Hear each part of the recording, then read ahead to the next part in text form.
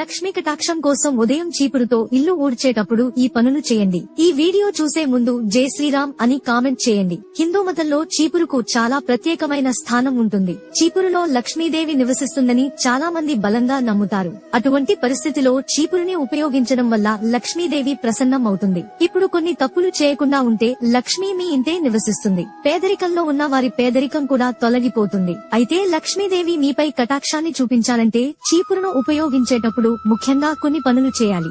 ఆ లక్ష్మీదేవి ఆశీర్వాదం ఎల్లప్పుడూ మీపై ఉండాలంటే ఈ వీడియోని లైక్ చేసి మన ఛానల్ ని సబ్స్క్రైబ్ చేసుకోండి.